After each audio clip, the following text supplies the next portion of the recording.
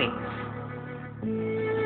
The ducks eat pests in the patties, and their excrement works as natural nourishment for rice. Furthermore, ducks swim among rice stalks, preventing weeds from growing. Hybrid duck farming, one example of integrated pest management, is now spreading nationwide.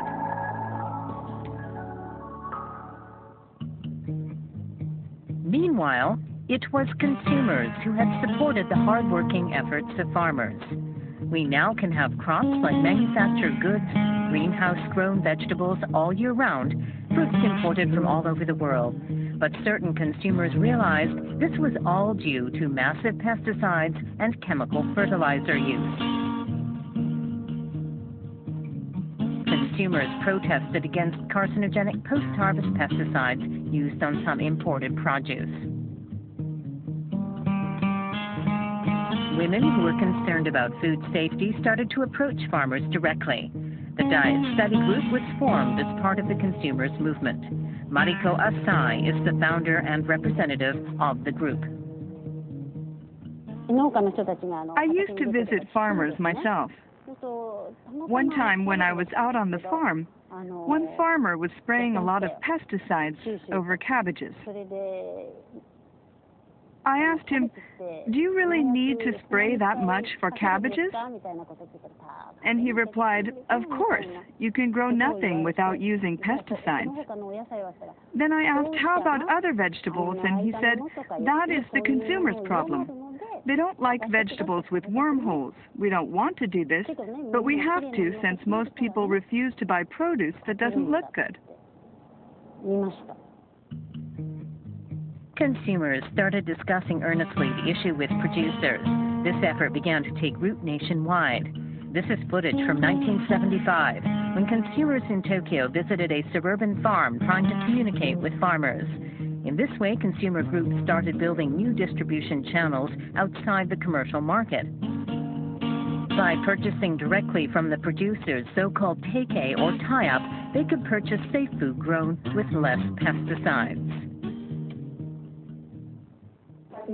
Conscientious farmers spend lots of time and energy on farming, but merchants using market principles try to lower the prices. Farmers can't survive in that kind of system. We've been purchasing their products directly to support these producers.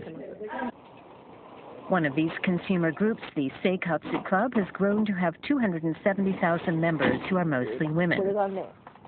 You can buy this for 100 yen at the greengrocers, but this is 380 yen. It's a bit pricey.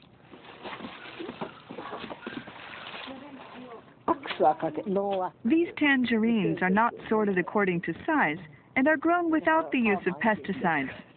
They're also wax-free, so you can eat it and use the rind without worrying about its safety.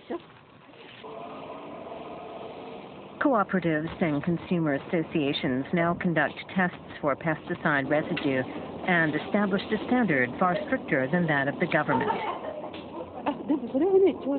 After my child was born, I started to care about these issues. Before that, I was indifferent. Current public interest in agricultural products grown with less pesticides is surging. In 2000, the government established an accreditation system for organic produce.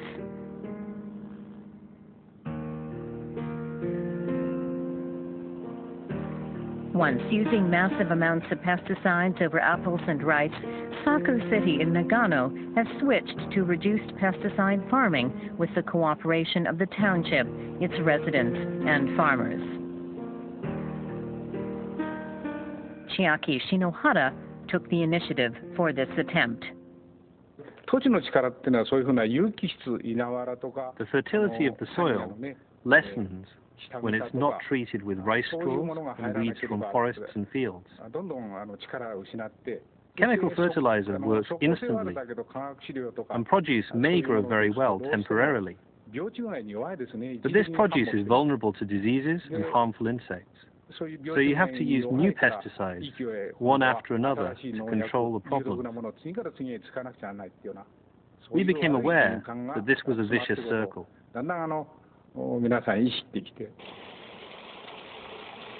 They started working on building a compost center. The town then established a recycling system by collecting kitchen refuse from homes and restaurants, turning it into compost with excrement from livestock, then returning the compost to the fields in the area. They succeeded in reducing the use of chemicals by creating organic soil through the efforts of the whole town. The farmers have been using compost from the center and have gradually reduced pesticide usage over the past 20 years. Now they grow organic rice. Many living things have returned to the paddies.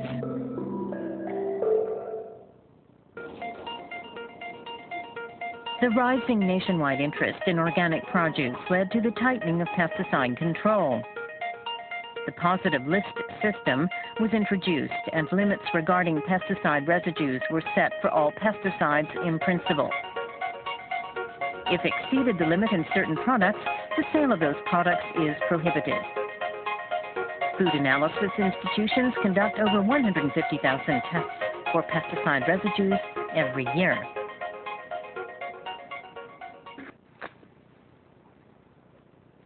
If the farmers violate the designated usage of pesticides, they will be penalized.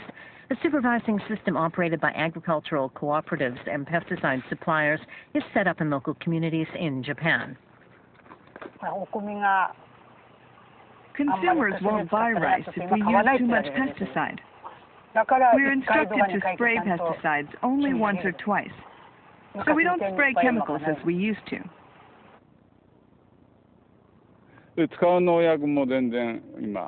Now, we use totally different kinds of chemicals. For instance, low-level concentration ones that don't affect human bodies. Organophosphate pesticides might be considered a bit dangerous, but we try not to use them.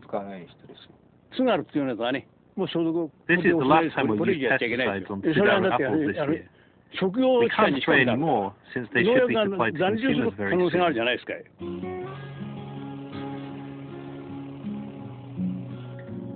Here at the Asian Rural Institute, leaders of Asian countries study organic farming. Dr. Koa Tasaka is the former principal of this school. When DDT was widely used, authorities said it was harmless to both humans and animals. Now, several decades later, we know that once DDT enters the body, it remains there for a long time. We've experienced other similar cases where the adoption of new chemicals has been found to be problematic after many years had passed and it became too late to deal with the issue. Now, we really should be trying to learn from those tragic experiences. We should be thinking of new ways to boost agricultural production, which do not leave problems for future generations. I think Japan should work to develop farming methods without using artificial chemical substances whenever possible. And at the same time, these methods should be easily adaptable in any country at low cost. The development of such measures should be encouraged as a part of international cooperation. In December 2006, the Organic Agriculture Promotion Law was unanimously passed in the Diet. This law makes it mandatory for Japan to make efforts to actively support the growth of organic farming, a milestone in the history of agricultural administration. After World War II, Japanese agriculture increased productivity by promoting the use of modern technology. In the future, it is expected to develop sustainable agriculture by nurturing the rich soil without depending exclusively on chemical substances and with judicious use of the environment. We would like to hear your comments and suggestions, so please do send them to us. Until then, this is Beth Rojas. Thank you very much, and mabuhay.